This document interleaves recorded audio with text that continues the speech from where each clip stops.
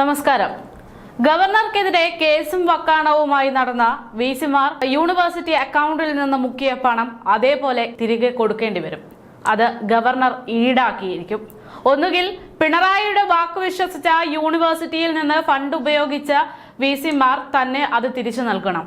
അല്ല എങ്കിൽ ഇവർക്ക് ഉപദേശം നൽകിയിട്ടുള്ള മുഖ്യമന്ത്രി തന്നെ അത് തിരിച്ചു നൽകുക.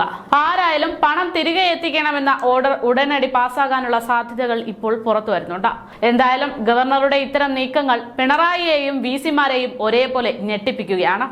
വിസിമാരുടെ നടപടി നിയമവിരുദ്ധമാണെന്ന് വ്യക്തമാക്കി ഗവർണർക്ക് സേവ് യൂണിവേഴ്സിറ്റി ക്യാമ്പയിൻ പരാതി നൽകിയതിന്റെ അടിസ്ഥാനത്തിലാണ് ഗവർണറുടെ അപ്രതീക്ഷിത നടപടി ഉണ്ടാകാൻ പോകുന്നത്.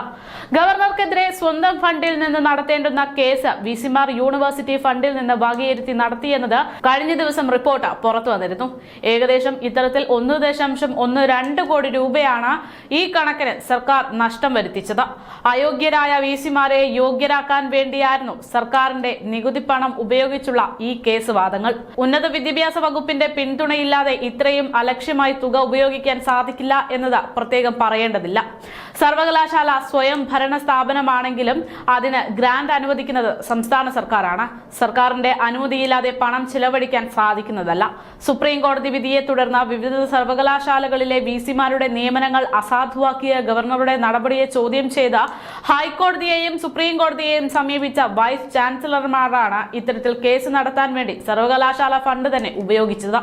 നിയമസഭയിൽ എൽദോസ് പി കുന്നംപള്ളിയുടെ ചോദ്യത്തിന് മന്ത്രി ആർ ബിന്ദു നിയമസഭയിൽ ഇത് സംബന്ധിച്ച വിശദമായ കണക്ക് വെളിപ്പെടുത്തുകയും ചെയ്തിരുന്നു.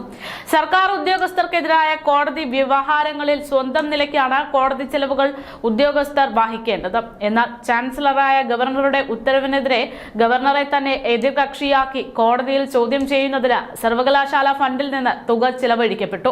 ഇത് കേരള ചരിത്രത്തിൽ തന്നെ ആദ്യമായിരുന്നു. ഇത് നിയമവിരുദ്ധമാണെന്ന് യൂണിവേഴ്സിറ്റി ഉദ്യോഗസ്ഥർ തന്നെ ചൂണ്ടിക്കാട്ടുകയും ചെയ്തു. എന്നാൽ ഇത്തരം ഒബ്ജക്ഷനുകൾ വിസിമാർ തന്നെ മറികടക്കുകയാണ് ഉണ്ടായത്. സർവകലാശാല ഉദ്യോഗസ്ഥർക്കെതിരെയുള്ള കോടതി വ്യവഹാരങ്ങളിൽ അവർ സ്വന്തം ചെലവിൽ കോടതിയെ സമീപിക്കുന്ന സാഹചര്യത്തിൽ വിസിമാർ ഫയൽ ചെയ്ത ഹർജികൾക്ക് വേണ്ടി ചെലവിട്ട തുക ബന്ധപ്പെട്ട വിസിമാരിൽ നിന്നോ അല്ലെങ്കിൽ യൂണിവേഴ്സിറ്റി ഫണ്ടിൽ നിന്നോ അനുവദിച്ച സിൻഡിക്കേറ്റ് അംഗങ്ങളിൽ നിന്നോ ഈടാക്കണമെന്നാവശ്യപ്പെട്ട save university campaign committee chancellor കൂടിയായിട്ടുള്ള ഗവർണർക്കും മുഖ്യമന്ത്രിക്കും നിവേദനം നൽകാൻ ഒരുങ്ങുകയാണ്.